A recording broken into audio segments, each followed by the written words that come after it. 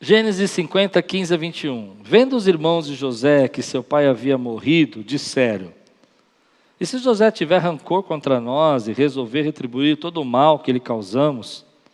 Então mandaram um recado a José, dizendo: antes de morrer, teu pai nos ordenou que te disséssemos o seguinte: peço que perdoe os erros e pecados dos seus irmãos, que o trataram com tanta maldade. Agora, pois, perdoa os pecados dos servos do Deus do teu pai. Quando recebeu o recado, José chorou. Depois vieram seus irmãos, prostraram-se diante dele e disseram: aqui estamos, somos teus escravos. José, porém, lhes disse: não tenham medo, estarei eu no lugar de Deus? Vocês planejaram mal contra mim, mas Deus o tornou em bem, para que hoje fosse preservada a vida de muitos. Por isso não tenham medo, eu sustentarei vocês e seus filhos. E assim os tranquilizou e lhes falou amavelmente. Vamos orar? Senhor, fala conosco nessa manhã. Nos ajuda, Senhor, a receber a Tua palavra, a entender o que o Senhor tem para nós, a tratar os nossos corações, em nome de Jesus. Amém. Tem alguém bom de matemática aqui?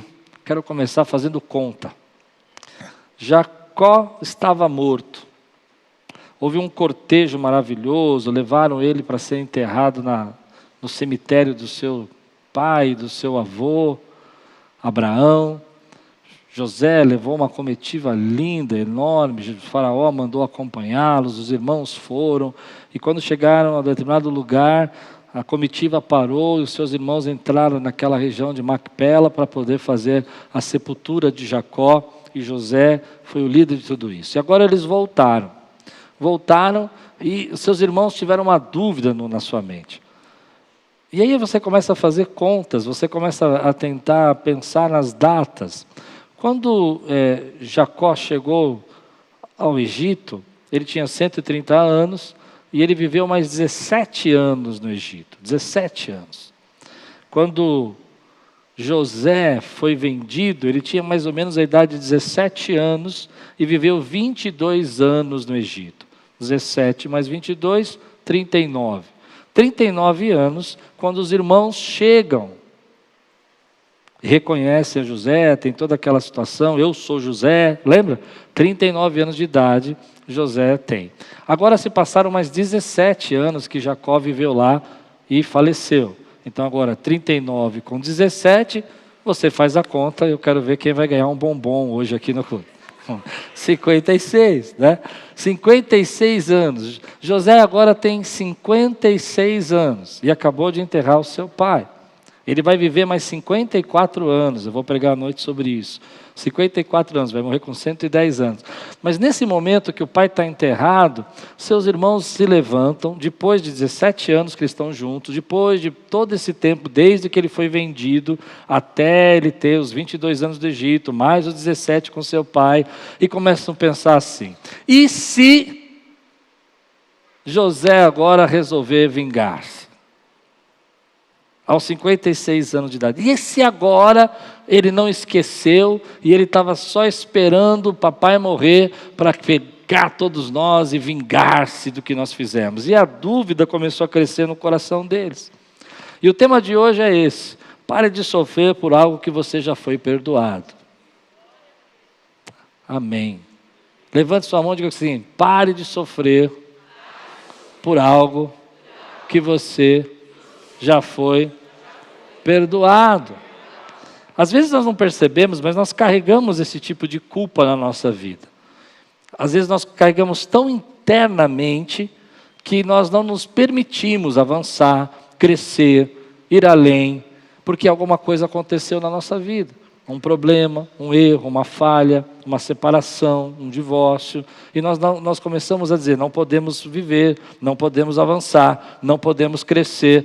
E determinadas situações são um gatilho para essa culpa surgir.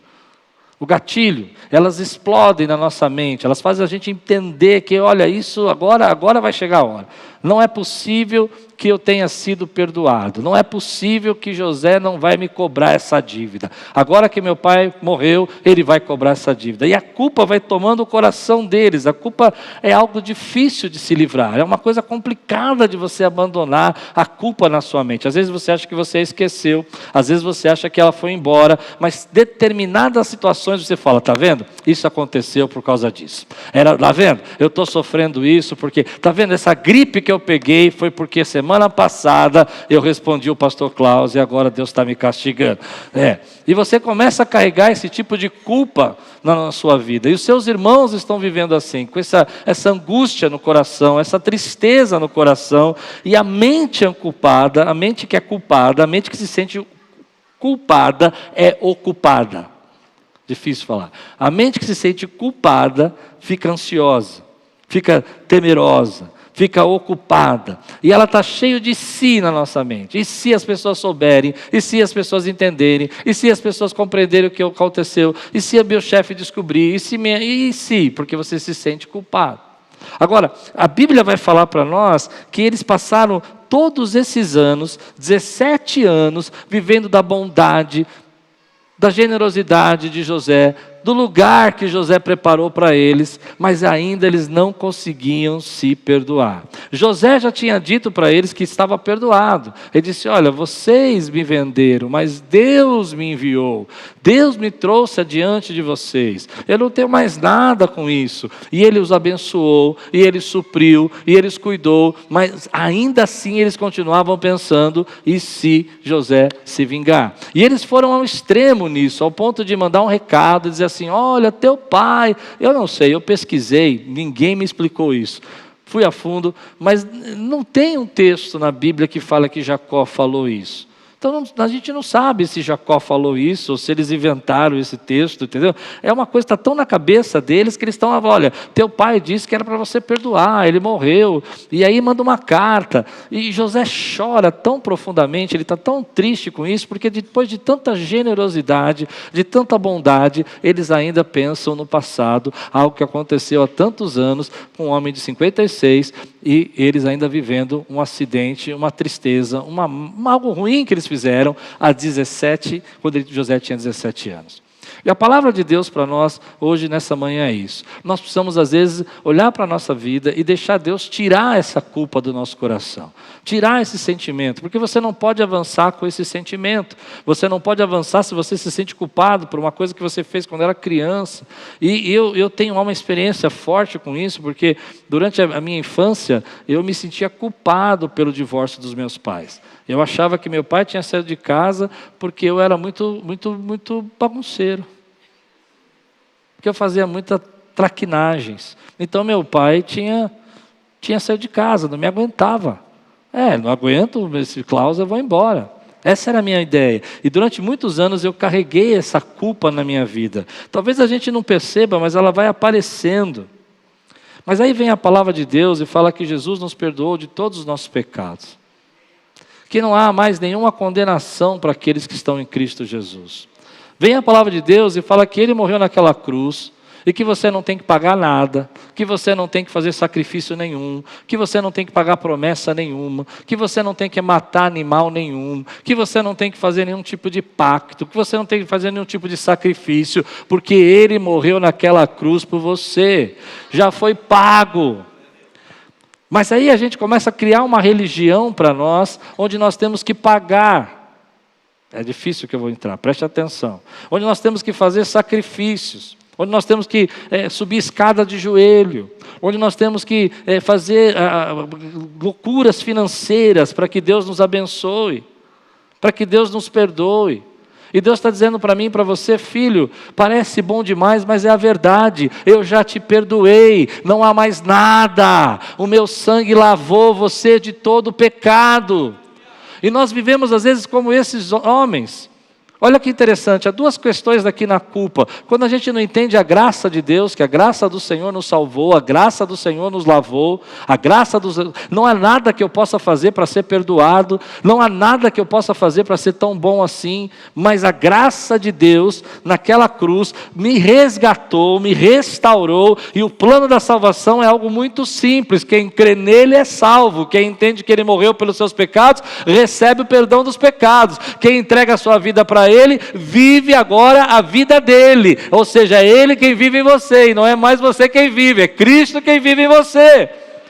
Mas a nossa mente fica tão presa a isso, que nós começamos a criar sistemas, e dois sistemas formam na nossa mente, de uma forma muito prática. O primeiro sistema é exatamente o que os irmãos fizeram, é construir uma série de e se eu fizer isso, Deus vai me amar mais, e se eu fizer isso, Deus vai me gostar mais de mim, e se eu fizer isso, eu vou ser o filho preferido dele, e Deus fala para você, você já é! Você já é. Então por que fazemos o que fazemos? Porque o amor dele nos constrange, porque o amor dele nos impulsiona, porque aquele que foi alvo de tamanha graça quer transmitir graça, aquele que foi tão perdoado quer levar perdão, aquele que foi tão restaurado quer ver restauração, aquele que foi tão liberto quer ver os outros serem livres. É por isso que fazemos o que fazemos, e não porque nós vamos comprar alguma coisa, não porque Deus vai nos amar mais. Mas essa história de ter o Filho de Deus que morreu naquela cruz pelos nossos pecados, parece boa demais para ser verdade.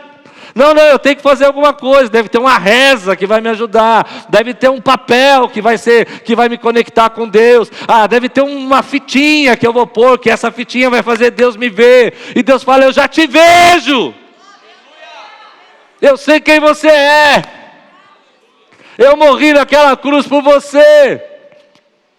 Você não tem que subir essa escada de joelho, porque eu já declarei na minha palavra que todas as bênçãos contidas nas regiões celestiais são para você. Tem um sim meu. 1 Coríntios diz isso.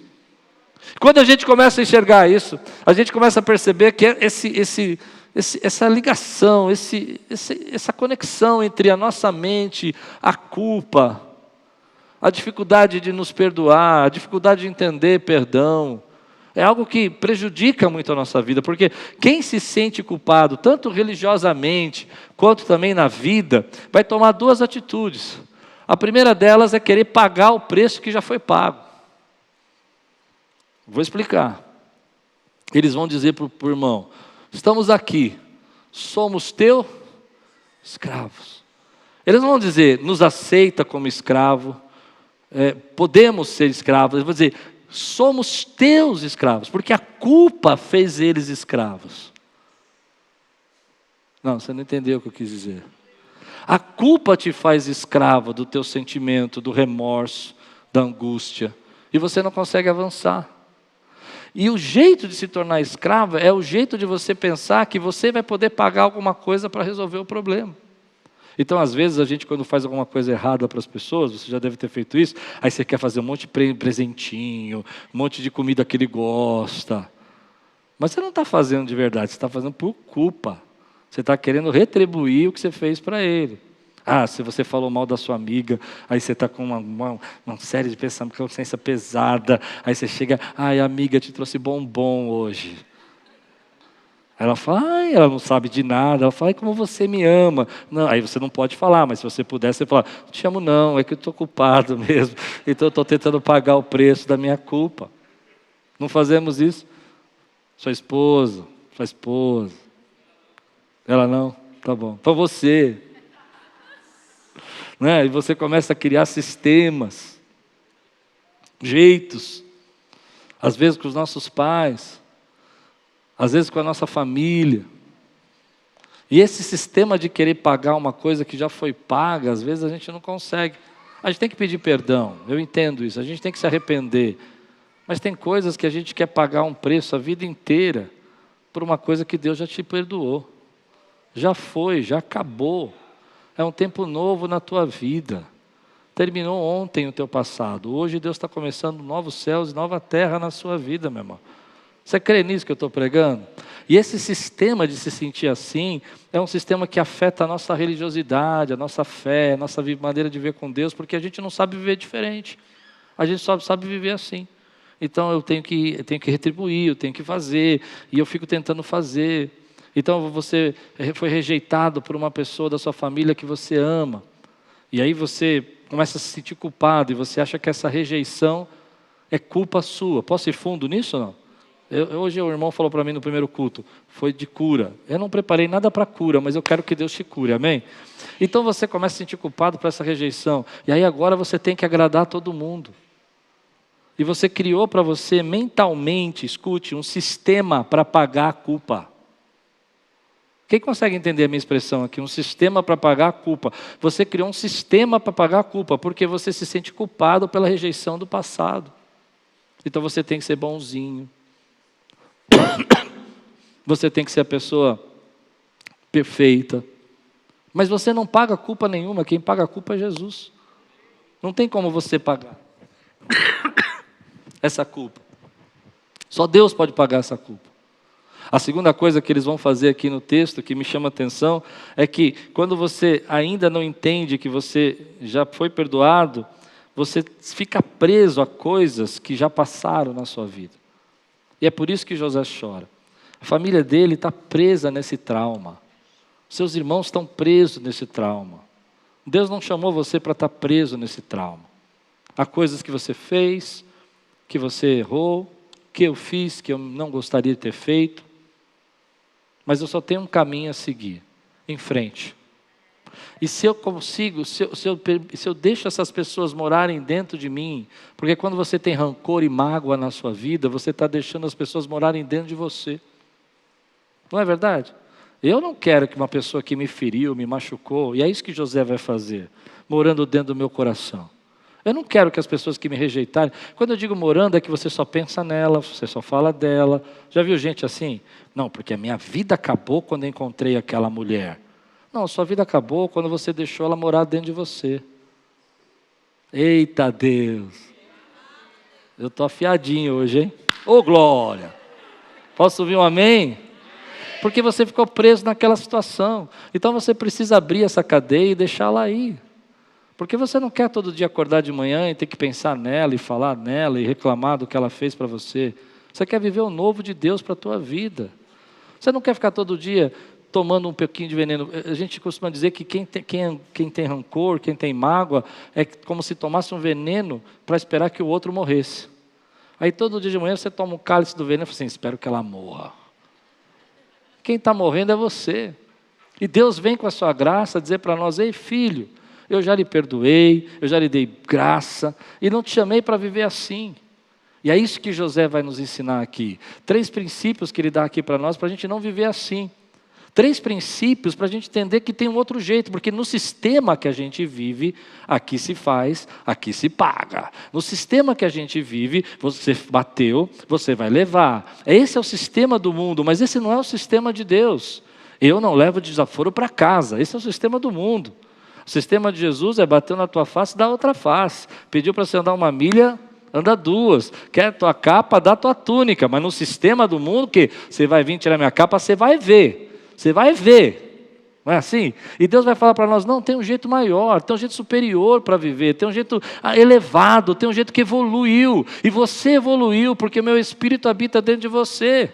Você evoluiu porque a graça está dentro de você. Então pessoas te feriram, pessoas te machucaram, gente te traiu, gente não foi legal com você, e você consegue ir embora, deixar seguir a sua vida, você consegue caminhar porque você tem dentro de você esse amor perdoador, esse amor que diz assim, olha, eu te perdoo, eu não quero mais saber desse problema. Entenda que perdoar não é que você esqueceu. José sabe do que eles estão falando, José sabe do que ele sofreu, mas ele fala, eu não vou viver mais nessa situação, eu não vou viver preso nesse problema, eu não vou viver angustiado, eu vou deixar ir, eu vou perdoar, porque eu quero viver o novo que Deus tem para mim, eu quero viver algo que Deus pode fazer na minha vida agora, nessa manhã. Então aquelas pessoas que me traíram, aquelas pessoas que falaram mal, aquelas pessoas que me machucaram, elas me machucaram realmente, mas da mesma maneira que elas me machucaram, eu também tenho consciência que eu posso dizer assim, eu te perdoo porque eu não quero que você more dentro de mim, eu te perdoo porque eu não quero viver com esse veneno, eu te perdoo porque eu quero que você siga a sua vida, eu te perdoo porque eu não quero perder nada do que Deus tem para fazer em mim. Quem pode dizer glória a Deus por isso, meu irmão? E esse amor perdoador é o amor assim que a gente tem dentro de casa, sabe? Dentro com as pessoas que a gente não pode riscar da nossa vida. Vou explicar. Pensa um pouquinho no seu filho. Você acorda de manhã, ele fala um monte de coisa para você, você fala, que menino ingrato. Não, eu vou deserdar ele. Nunca mais eu passo a roupa dele, cozinho para ele. Vai dizer que você nunca pensou isso do seu filho. Nunca mais, você vai ver, ele vai passar fome. Ele vai passar fome. Deixa esse garoto entrar aqui e pedir R$1 para mim que ele vai ver. Vai passar, não quero nem saber se ele estiver passando fome. Isso foi ontem à noite. Hoje de manhã ele acordou e falou, mãe, já fez os ovos aí do café? Tem café, mãe? Aí eu, estou terminando.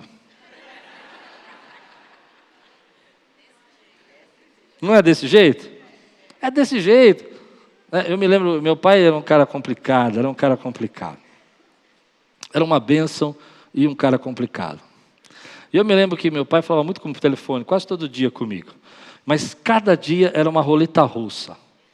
Tipo assim, um dia podia ser assim, filho, você é demais.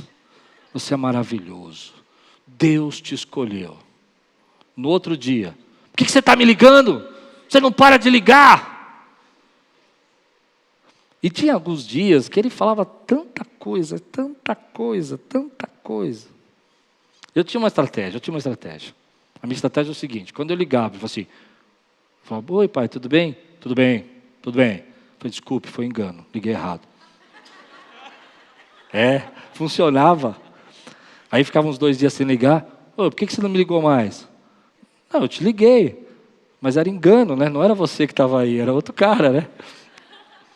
Mas o que eu aprendi disso é que às vezes ele falava umas coisas duras, sabe? Umas coisas duras.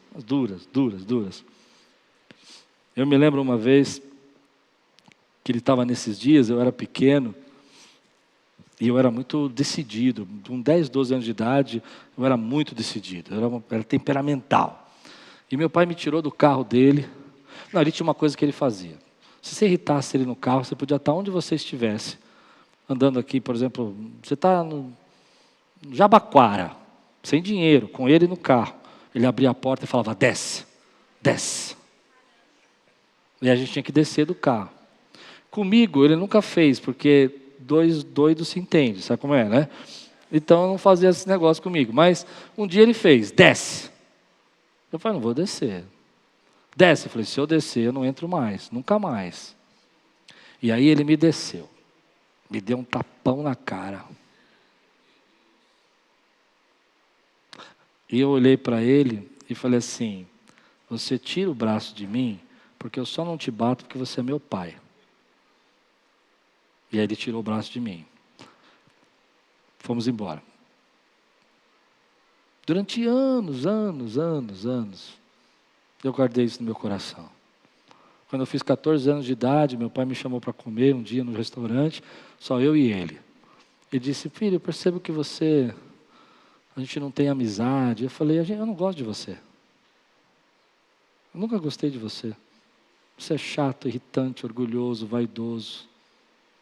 Sem briga, sem nada. Meu pai olhou para mim. E para minha surpresa, porque eu pensei que aquele dia ia ser o dia, sabe, fechar a conta, passa a régua, te vejo só no Natal, né? Meu pai não morava em casa, então. E aí ele disse assim, eu vou mudar. Ele tinha 50 anos de idade. Eu vou mudar. Obrigado.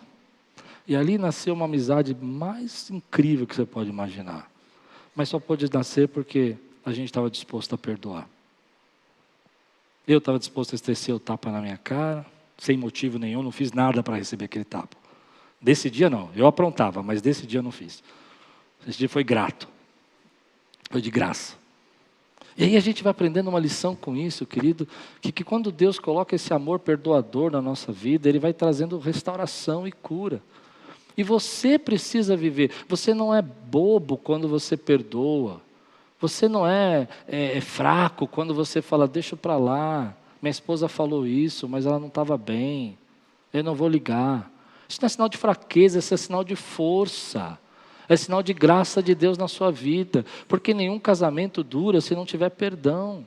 Não é possível que você vai viver 30, 40 anos com a mesma mulher, em nome de Jesus, 50, se você viver até os 60, 70, 80, e você nunca vai ter um momento da sua vida que ela vai falar uma coisa que você não goste. Também com seus filhos, da mesma forma com seus pais. E Deus, da mesma maneira, vai ensinar, nos dar essa graça, Ele nos unge com essa graça desse amor perdoador. Ele ungiu você para isso, para que você pudesse viver acima dessas coisas.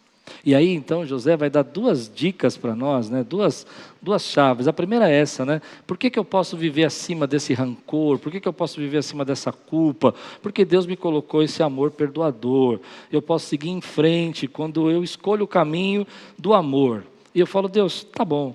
Outro dia, uma irmã disse assim, ela saiu daqui há muitos anos, voltou há pouco tempo, e disse, será que o Klaus tem raiva de mim? Eu falei, eu não tenho tempo para isso. Eu não tenho tempo. Você não tem tempo para ficar com raiva de ninguém. Você tem que viver a vida que Deus te deu. Consegue entender o que eu estou dizendo? Você tem que viver o hoje que Deus deu a você. E aí, o texto vai falar uma frase que eu acho linda.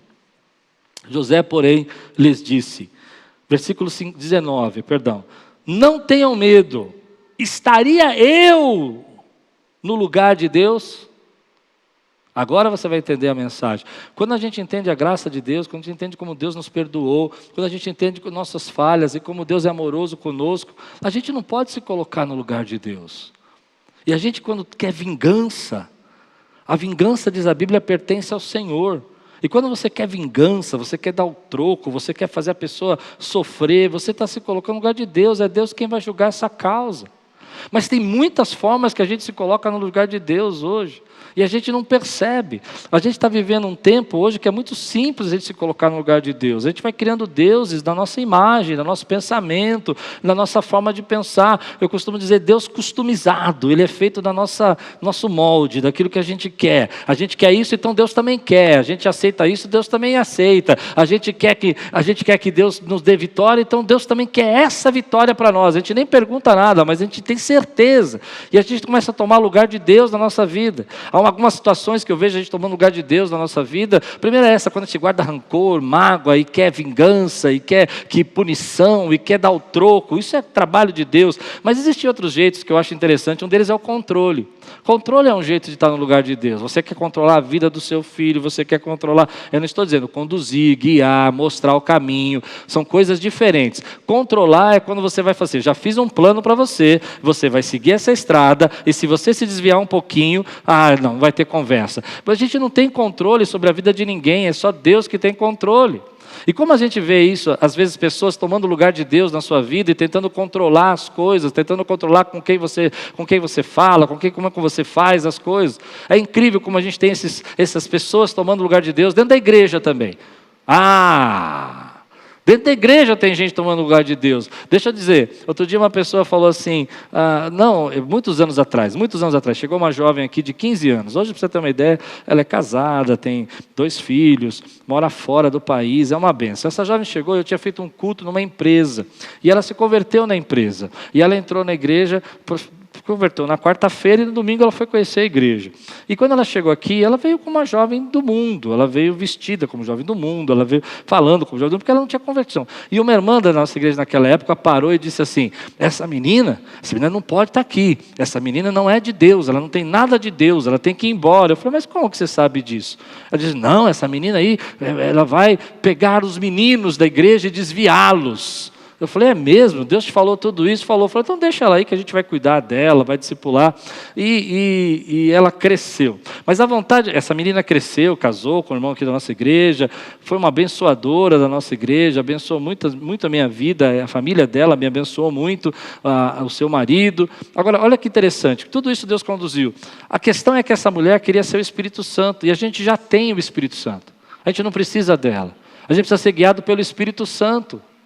E tem gente que quer ser o Espírito Santo na vida da igreja, quem pode, quem não pode, quem faz, o que não faz. Aí vai customizando Deus, sabe? E Deus não gosta disso porque eu não gosto, Deus não fala isso porque eu não falo, Deus não ora assim porque eu não oro, Deus não ouve essa música porque eu não escuto. E vai customizando esse Deus ao ponto de chegar nas redes sociais assim, Deus é o meu pastor e nada me faltará. Diga aí amém por isso. Amém? Aí embaixo ele escreve: olha, eu espero que aquelas pessoas tudo morram. Não, é verdade, vocês já viram isso nas redes sociais? Quem já viu o que eu estou dizendo aqui? Está lá, e o cara está falando o quê? Ele está falando de Deus para a pessoa. Deus, o pastor é dele, o Senhor é meu pastor dele. Não é dele, é seu, é meu, é de quem está do teu lado. Até daquele cunhado que você não gosta, ele é Deus também dele. Até daquele primo que você fala, meu Deus, só Jesus. É, só Jesus, mas Jesus está lá, está na vida dele, cuidando dele. E parece incrível, mas toda vez que a gente começa a pegar a nossa fé, querer pagar o preço da nossa culpa, querer justificar os nossos atos, e nos tornando escravos de religiões e pactos, nós estamos querendo o quê? Tomar o lugar de Deus. Deus já fez isso por nós.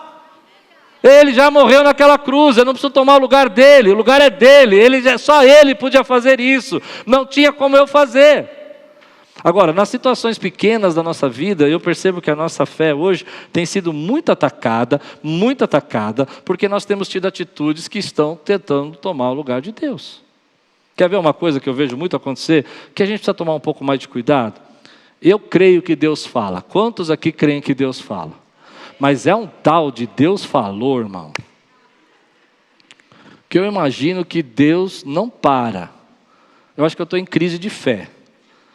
Porque é tanto, não é verdade?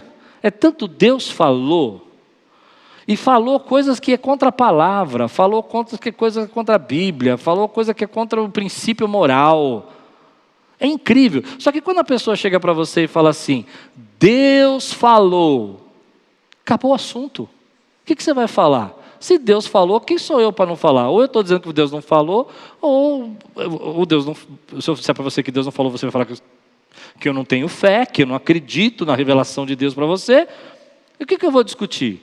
Então a gente tem que tomar cuidado para ver se esse Deus que falou não é a nossa autoimagem. Aleluia! Eu vou cantar um hino para vocês para relaxar. O culto hoje vai ser maravilhoso. É, meu irmão. A gente está criando um Deus à nossa autoimagem. Ele gosta do que a gente gosta, ele fala o que a gente fala, ele curte o que a gente curte. Ele dá like nas redes sociais para aquilo que a gente dá like. Aquilo que a gente não dá like, faz isso aqui Deus não. E essa ideia de tomar o lugar de Deus é terrível.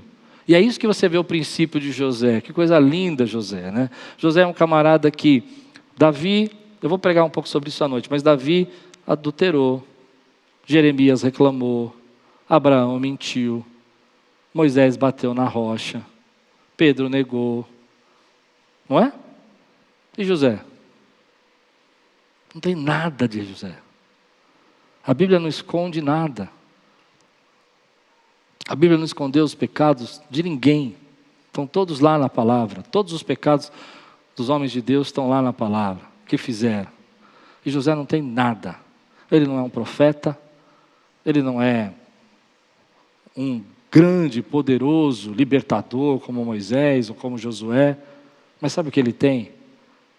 Ele tem esse temor de Deus, de dizer, eu não posso tomar o lugar de Deus. Eu estou aqui para ser abençoador e não para ser juiz. Ah, você não ouviu o que eu falei. Eu estou aqui para abençoar e não para julgar. Quem julga você é Deus. Eu estou aqui para te dar a mão e fazer você levantar. E não para te empurrar para baixo. E não para dizer para você que você não pode. Eu estou aqui para dizer que tudo é possível que crê. Deus pode transformar, Deus pode mudar, Deus pode fazer você avançar, você pode viver o novo. É claro que há coisas que Deus vai julgar, eu creio que Deus vai julgar algumas coisas, mas é tão pesado quando a gente vive uma fé onde nós nos colocamos no lugar de Deus, onde nós dizemos, eu vou julgar você, eu vou dizer tudo que você está fazendo errado e você não vê nada do que você está fazendo de errado. E geralmente essas pessoas que julgam, elas são duras na crítica, elas criticam com muita dureza, mas mansas e suaves na autocrítica. Em outras palavras, você é preguiçoso, ela estava cansada. Você sempre chega atrasado, ela teve problemas. Você fala demais, ela só estava desabafando. Não se ponha no lugar de Deus. Ame a pessoa que Deus colocou na tua vida, sua família, deixe Deus conduzir. ore por ela, jejue, clame, lute no mundo espiritual para que ela seja abençoada, mas deixe Deus controlar a vida dela. A terceira lição dele, para nós sobre isso, sobre viver acima dessa peso, dessa culpa, é que ele vai dizer assim, versículo 20, e eu amo esse versículo para mim é o meu lema de vida. Vocês planejaram mal contra mim, mas Deus o tornou em bem, para que hoje fosse preservada a vida de muitos. Eu tenho uma frase que eu uso para mim, que não é muito bonita assim, mas ela é meu esteio, aquilo que eu me apoio. E a frase é essa aqui: Deus é poderoso para transformar toda maldição em bênção. Levante sua mão e diga comigo: Deus é poderoso para transformar toda maldição, todo caos em bênção. Você crê nisso, meu irmão? Quando a gente olha para esse texto, ele vai dizer assim: vocês intentaram o mal, mas Deus pegou esse mal que vocês iam fazer e transformou numa bênção, mas numa bênção tão grande, mas tão grande, que ajudou, abençoou milhares de pessoas. Não é que eles não planejaram o mal, eles planejaram o mal. E é isso que você precisa entender. Algumas pessoas planejam o nosso mal, mas Deus pega aquela situação e transforma aquilo em algo tão poderoso, tão gracioso na nossa vida, que a gente só chegou aonde a gente chegou por causa daquele mal.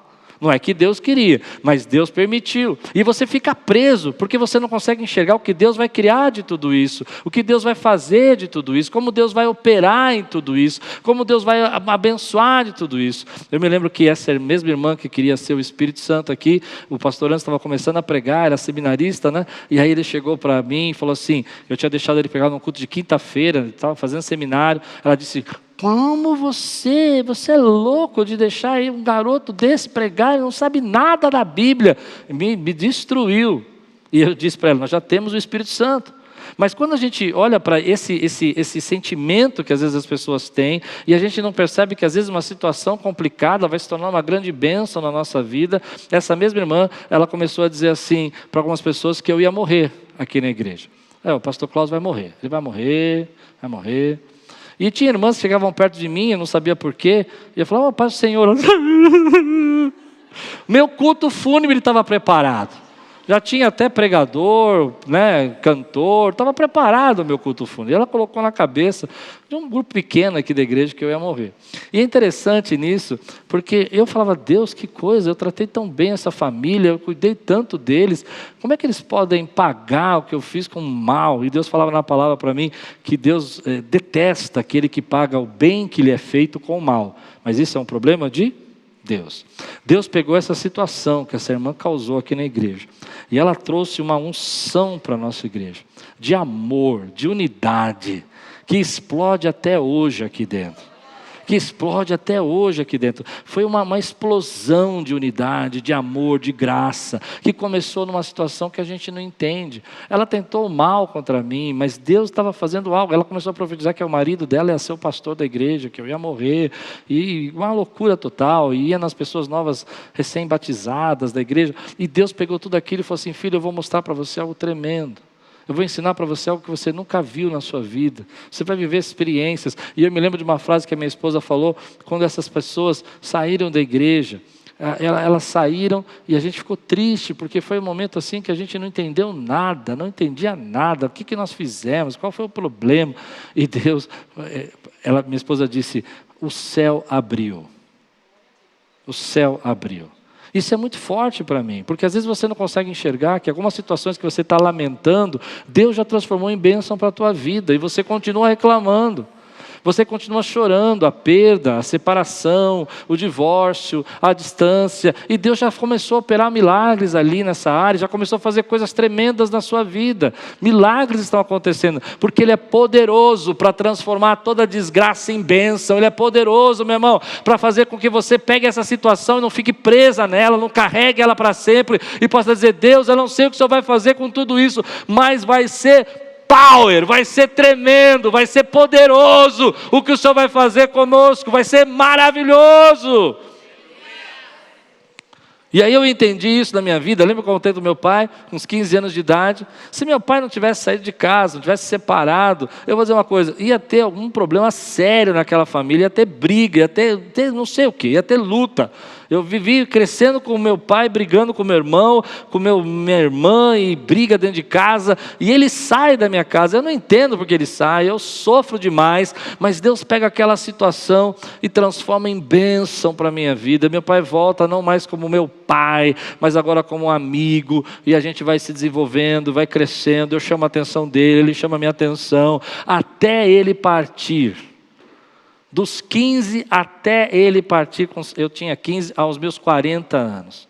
Deus transformou aquela situação que era tão triste em bênção na minha vida. E Deus está pegando situações aqui hoje e está transformando em bênção na tua vida. Você lamenta, você sofre, você não consegue esquecer, você fica lembrando delas, mas Deus está mandando dizer para você: ei, não fique preso nisso, não fique parado nisso. Eu estou trazendo coisas novas para você, eu estou transformando essa situação em bênção para a tua vida. Ele diz, José vai dizer com tanto poder, ele fala assim: olha, eu sei que vocês pensaram mal, eu sei que a situação foi ruim, eu sei o que vocês fizeram, eu entendi o que vocês queriam me matar, eu entendi tudo isso, mas eu não posso viver mais com isso, porque Deus pegou disso e transformou em quem eu sou hoje, e fez eu ser bênção para milhares de pessoas. Então eu não posso mais viver preso nisso. Eu vou cuidar de vocês, eu vou alimentar vocês, eu vou estar com vocês, porque eu não estou no lugar de Deus, porque eu sei que Deus me abençoou através dessa situação, não por causa sua.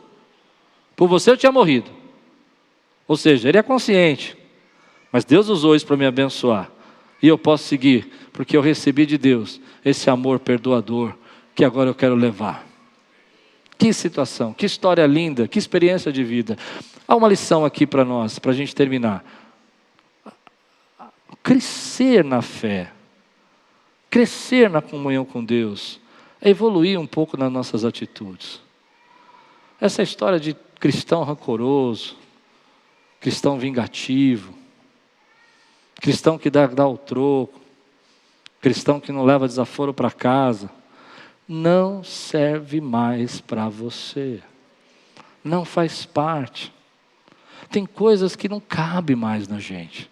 Quando a gente era criança, a gente falava com criança, mas agora que a gente cresceu, a gente entende sim que tem pessoas, vamos abrir o jogo aqui, tem gente invejosa? Tem, mas isso não cabe para você. Tem gente que quer puxar o seu tapete na empresa? Tem. Mas não fica no lugar de Deus fazendo joguinho, jogando xadrez com a pessoa. Sabe, agora eu te vou dar um cheque, agora você me dá um cheque. Xadrez. Não fica jogando. Deixa Deus governar a tua vida. Faz o teu trabalho, ora ao Senhor, coloca na mão de Deus. Porque Deus vai pegar essa situação e transformar em bênção para você. Às vezes você não entende na hora. Às vezes você não percebe. Mas como eu preguei aqui há pouco tempo atrás, no final tudo faz sentido. No final você fala: entendi agora. Entendi porque meu pai tinha que sair de casa, senão eu tinha ficado doente, senão eu tinha saído.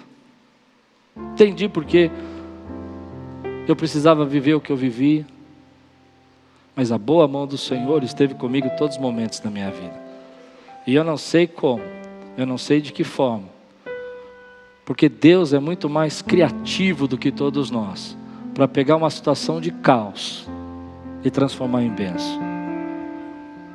A Bíblia diz: no princípio a terra era sem forma e vazia, estava um caos, não tinha forma, era vazio. E Deus disse: haja luz, e houve luz. E tudo que era sem forma, vazio, se tornou agora sincronizado com as suas rotações, seus planetas, com a luz do sol, trazendo vida. Assim eu creio que Deus está fazendo na sua vida. Ele está dizendo: ei, eu sei que esse lado da tua vida está sem forma e vazio, mas eu vou transformar isso em bênção para você. E eu vou dizer: haja luz, e vai haver luz na sua vida.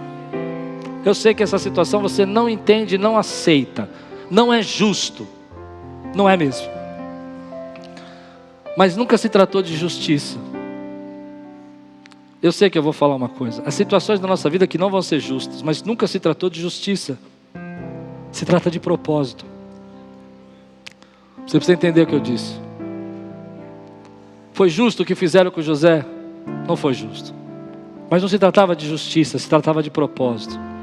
E José tinha um propósito. Foi justo o que eu vivi na minha infância? Não foi justo. Não foi justo. Mas se tratava de propósito.